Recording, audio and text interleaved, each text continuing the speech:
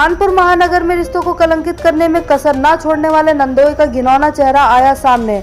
जी हां, हम बात कर रहे हैं कानपुर नगर के कल्याणपुर थाना क्षेत्र की। आपने सास बहू की नोकझोंक, पति के द्वारा पत्नी की पिटाई, नंद और भाभी के कई झगड़ों की कहानी देखी व सुनी होगी, लेकिन आज हम एक ऐसे रिश्ते का घिनौना चेहरा आपके सामने रखने जा रहे हैं जिसने अपने मंसूबों को कामयाब बनाने के लिए खड़ी कर दी पति पत्नी के बीच नफरत की दीवार। एक ऐसी दीवार जो शायद कोशिश करने पर भी कभी ना जुड़ सके। एक षड्यंत्र के तहत नंदोई पहले बहू पर उसके ही देवर से करवाता है अश्लील हरकतें। जब बहू करती है विरोध और मचाती है शोर, तो सास लगाती है बहू पर चरित्रहीन होने का आरोप। इसके बाद आता है एक पवित्र रिश्ते के टूटने का समय। ये सारी बातें हम नहीं कह रहे, ये सारा वाकया पीड़ित ने खुद ही बयान की। सुने पीड़िता की कहानी उसी की जुबानी। कानपुर से कुणाल सिंह की रिपोर्ट। क्या नाम है आपका? सर, मेरा नाम तनूज कमतना सिंह है। कहाँ की रहने वाली हैं आप? सर, मैं कानपुर कल्याणपुर क्षेत्र राज्य की उन्नयन बस्ती जीटी रोड की रहने वाली हूँ। क्या घटना घटित हुई आपके साथ? सर, मेरी शादी 7 दिसंबर 2020 में अभिषेक सिंह, हाल निवासी 39 सीनियर आज़ाद नगर कल्याणपुर के रहने वाले हुई। शादी के 10 से 11 दिन के बाद मेरे पति ने कुछ ऐसे शब्दों से मुझे सताया कि जो शायद मैं कभी बर्दाश्त नहीं कर पाती। उन्होंने मुझे बहुत ही ज़्यादा मानसिक उत्पीड़न किया है मेरे साथ, मुझे बहुत ही ज़्यादा कष्ट दिया है मेरे पति ने। क्या ऐसे क्या शब्द आपके पति ने बोले जिन शब्दों ने आपको आहत किया? मेरे पति ने सर मुझे बोला कि तुम तो मुझे पसंद ही नहीं थी, मुझे तो तुमसे शादी करनी ही नहीं थी। मैंने तो सिर्फ अपने जीजा के कहने पे तुमसे शादी की। उसके बाद फिर क्या हुआ? क्या आपने इन शब्दों से जब आप आहत हुए तो कि इसकी सूचना आपको स्थानीय पुलिस प्रशासन को दी, या अपने माँ बाप को दी, रिश्तेदारों को दी, या अपने ससुराल के बड़े लोगों से ये बात कही? फिलहाल तो मैंने किसी से कुछ नहीं कहा, लेकिन ये चीज़ सर मेरे साथ आए दिन चलती ही रही कि अगर मैं उनसे अपनी अच्छी बुरी कोई बात कह रही हूँ तो वो मुझे यही कहते कि मुझसे तुम्हें कोई मतलब नहीं है, मुझे तुम्हारे से कोई मतलब नहीं है, तुम्हें रहना हो रहो, नहीं रहना हो कहीं भी जाओ। जब ये कंटिन्यूसली मेरे साथ ये चीज़ होती रही तो जिनके कहने पर उन्होंने मुझसे शादी की थी, यानी कि उनके जीजा mister Ravindra Singh, bank manager of Punjab national bank, मैंने उनसे ही ये चीज़ कही कि आपके साले मुझे ऐसे ऐसे बोलते हैं जी।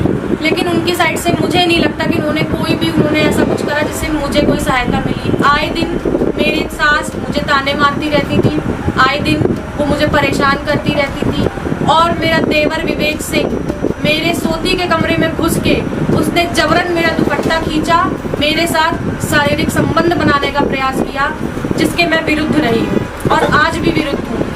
तो जब आपके देवर ने ये हरकत की तो आपने क्या शोर मचाया था? जी सर, मैंने इस बात पे शोर मचाया था। तो मेरी सास सुनीता ने मेरे ही ऊपर आरोप लगाए कि तू ही बदचलन है, तूने ही मेरे बेटे को फंसाया होगा, तूने ही मेरे बेटे को अपने कमरे में बुलाया होगा। तो जब ये घटना घटित हुई तो इसकी सूचना आपने किसको दी? इसकी सूचना मैंने अपने माता पिता को दी थी, और मैं अपने माता पिता के साथ उस समय अपने घर भी चली गई थी। लेकिन मेरे सास ससुर और मेरे पति ने ही मेरे माँ बाप की और मेरे हाथ पैर जोड़ के मुझे घर वापस ले गए थे, और ये कहकर कि आज के बाद से ऐसी कभी भूल हमसे होगी नहीं। लेकिन वो सिर्फ और सिर्फ एक नाटक था, ड्रामा था। मुझे घर ले जाकर उन्होंने बहुत ही, मेरे प्रेगनेंसी के समय भी मेरे साथ उन्होंने मारपीट की, मुझे बहुत प्रताड़ित किया, मुझे गाली गलौज देते रहे, मुझे सताते रहे। मेरा खाना तक मेरे साथ उठा के बाहर फेंक दिया करती थी, मुझे रोटी तक नहीं खाने देती थी। उसके बाद 17 जनवरी 2022 में मुझे बेटी पैदा हुई, जो आज 8 महीने की हो चुकी है। उसका नाम वामिका है। मेरे ससुराल वालों का कहना था कि हमें तो बेटी चाहिए ही नहीं थी, हमें तो बेटा चाहिए था। जब इस बात में मैंने शोर किया कि ये मेरे हाथ में नहीं था कि बेटा हो या बेटी, ये तो भगवान की देन थी, तो मेरी सास ने अपने बेटे से कहकर मुझे इतनी बुरी तरीके से मुझे मार लगवाई कि उस समय मेरा ऑपरेशन हुआ था, मेरी डिलीवरी हुई थी। इस तरीके से मेरे साथ मारा पीटी की कि मेरे पेट में इतनी बुरी चोट आई थी, जिसके कारण मुझे तुरंत ब्लीडिंग चालू हो गई, और ये ब्लीडिंग मुझे आज के समय में भी हो ही रही है, जिसका ट्रीटमेंट मैं आज भी करवा रही हूँ।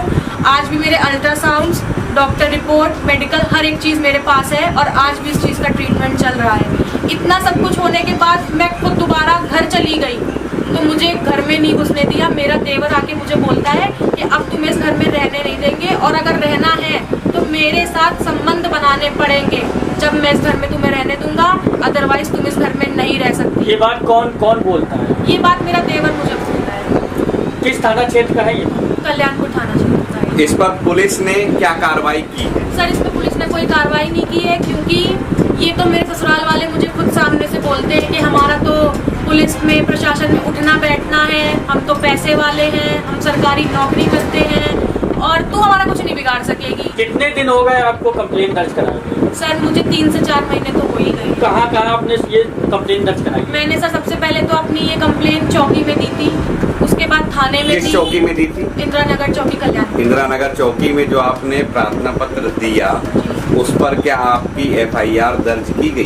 जी नहीं, जो मैंने दिया था एप्लीकेशन, उसके अकॉर्डिंग मुझे ये बोल के वहाँ से हटा दिया गया कि ये तुम्हारी एप्लीकेशन ठीक नहीं है, केवल और केवल पैसा खाने के लिए। पुलिस ने आपके बयान लिए?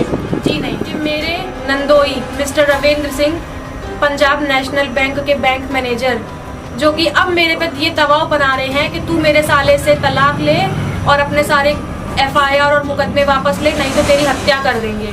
आखिर क्या वजह है जो आप पे दबाव बना रहे हैं? वो लोग कहते हैं कि हम तो पैसे वाले हैं, हम तो कुछ भी खरीद सकते हैं, तुझे हटा के हम तो अपने साले की दूसरी शादी भी कर सकते हैं, हम तो क्योंकि सरकारी नौकरी करते हैं, हमें तो और दहेज मिल जाएगा।